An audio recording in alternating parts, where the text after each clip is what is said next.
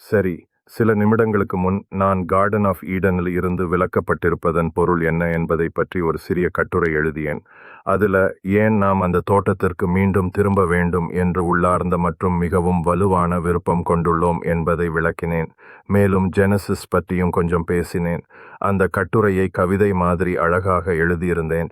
ஆனால் இப்போது அதை சற்று தெளிவாகவும் செம்மைப்படுத்தியதும் உடன் என்ன சொல்வதென்றால் என்பதை நேரடியாக பேச விரும்புகிறேன். ஜெனசிஸில் முதலில் இருட்டு இருந்தது. பிறகு பிரபஞ்ச படைப்பான் சொன்னார், ஒளி இருக்கட்டும். அப்போது ஒளி வந்து எல்லா உயிர்களுக்கு துவக்கமானது. இதையே பற்றி நான் ஆழமாக சிந்தித்தேன். இது வாழ்க்கையின் ஆரம்பம் என்பதை உணர்த்தியது. அந்த பிரபஞ்ச படைக்கும் கதை பாகத்தை நாம் எல்லாம் அறிவோம். நான் உண்மையில நினைத்தது என்னவென்றால், ஸ்பெர்மும் முட்டையும் சந்திக்கும் போது ஒரு நுண்ணிய வெளிச்சம் பிறக்கிறது. அது சிங்க் காரணமாக இருக்க வாய்ப்பு உள்ளதாக நான் நினைக்கிறேன். அந்த வெளிச்சம் பிறக்கும் இடம்தான் தோட்டம் என்று சொல்லப்படுவது வூம்ப் அல்லது கருவியாக இருக்கலாம் என்று நான் எண்ணினேன். அங்கு நாம் எல்லாம் அம்னியோட்டிக் திரவத்தில் மிதக்கிறோம். எங்கள் எல்லா தேவைகளும் பூர்த்தி செய்யப்படுகின்றன.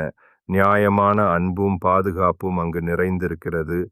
பிறகு நாம் மெதுவாக வளர்ந்து ஒரு நேரத்தில் அந்த இடத்தில் இருந்து வெளியேற்றப்படுகிறோம். அது அதிர்ச்சி தரும். ஆனால் அவ்வளவும் இப்போதும் நாம் ஏன் அண்டம் பார்த்து வருகிறோம் என்பதற்கு விளக்கம் அளிக்கிறது. இதுதான் உண்மையான கார்டன் ஆஃப் ஈடனில் இருந்து வெளியேற்றப்படுவது போலதான். அதுவே மனித வாழ்க்கையின் ஆரம்பம்.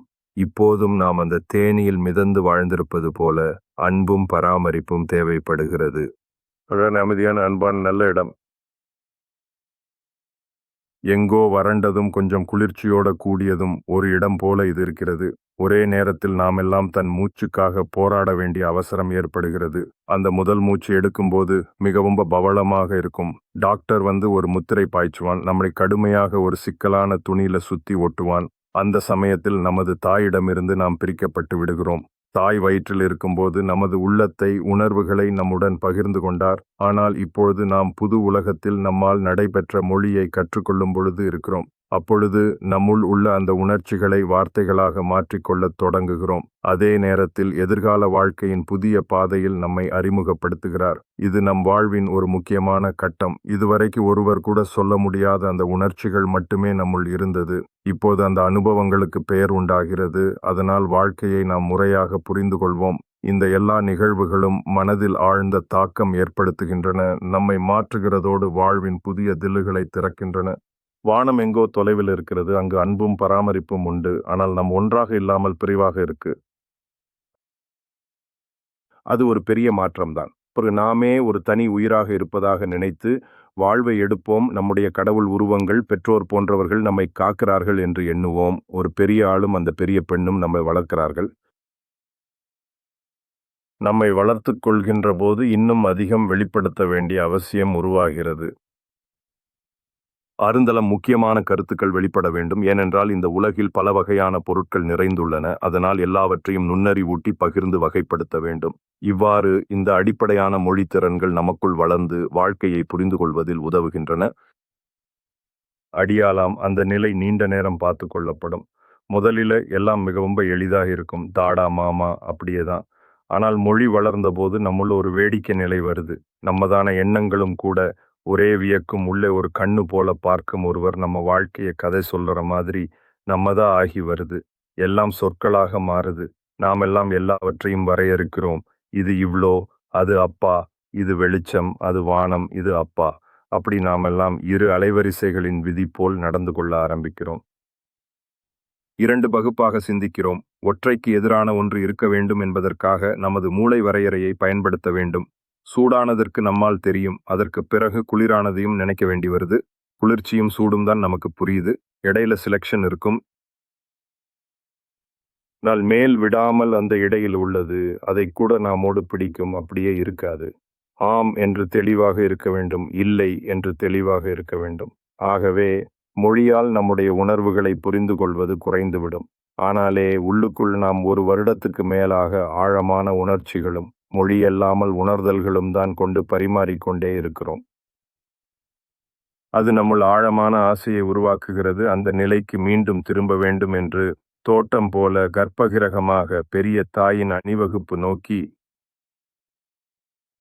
இந்த ஆசையை வார்த்தைகளால் முழுமையாக சொல்வதற்கு வழியில்லை. ஏனெனில் உணர்வுகளின் ஆழத்தை நமக்கு வார்த்தைகள் கொண்டு வர முடியாது. அதனால் நாம் தனிமையில் மாயமாய் இருப்பது போல் உணர்கிறோம். உலகிலிருந்து வெவ்வேறு என்று நினைத்து சில நேரங்களில் இழந்து போனவர்கள் என்று தோன்றுவோம். உள்ளுலகில் நாம் மீண்டும் ஒன்றாக வேண்டும் என்ற ஆழமான ஆசை இருக்கிறது. எனக்கு முழு ஜெனசிஸ் படைப்பு கதை சரியாக கருவுநிலை முதல் வளர்ச்சி, பிறப்பு, தாயிடமிருந்து பிரிவு, நரம்பை பிளந்தல் மற்றும் தானாக சுவாசிப்பது ஆகியவற்றை பற்றி கூறுகிறது. தாயும் தந்தையும் போன்ற பெற்றோர்கள் நம்மை ஆதரிப்பார்கள். குழந்தையான போது அவர்கள் பெரியவர்கள் போன்று தோன்றுவார்கள்.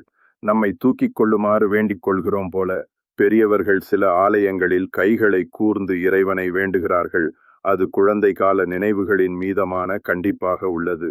இறைவன் பெரியவர்கள் போலவே இருக்கிறார், ஆனால் உண்மையில் பெற்றோர்கள்தான். ஆரம்ப கதைகள் நம் உண்மைகளை உருவாக்கும், ஆனால் அவை நம்மை மீண்டும் ஒருமித்த இடத்திற்கு கொண்டு செல்ல முடியாது. ஆகவே இந்த ஆழமான உணர்வுகளை வார்த்தைகளால் விளக்க முடியாது. அதனால் நாம் தனியாக வேறுபட்டவர்களாக உணர்கிறோம். ஆனால் உண்மையில் நாம் மீண்டும் அந்த இணைப்புக்கு திரும்ப வேண்டும். அதுல க்ளூ முக்கியமா ஒரு நாளில் எல்லோரும் அந்த இடத்துக்கே திரும்பணும் என்ற ஆசை இருக்குது. அதை நாமெல்லாம் ஒப்புக்கொள்ளணும்.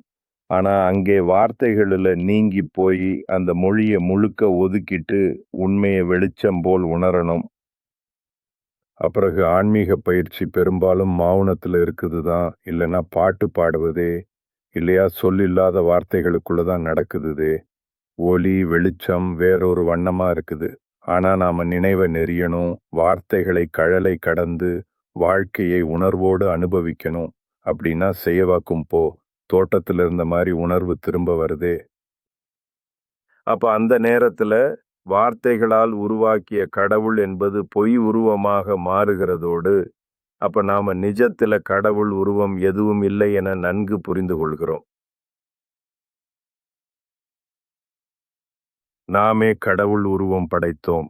அதுக்குத்தான் வார்த்தைகள் கடவுளுக்கு கொடுக்கிறோம்.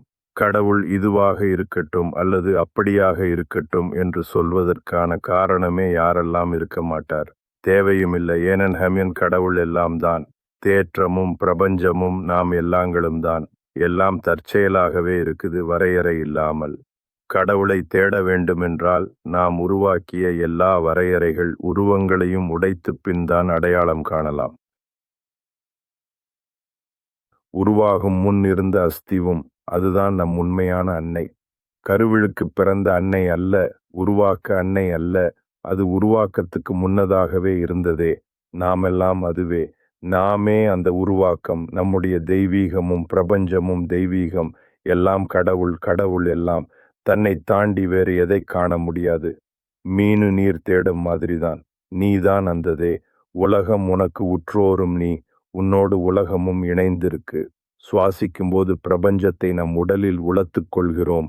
வெளியில் விடும்போது பிரபஞ்சமும் நம்முடன் தாங்கிக் கொள்கிறது.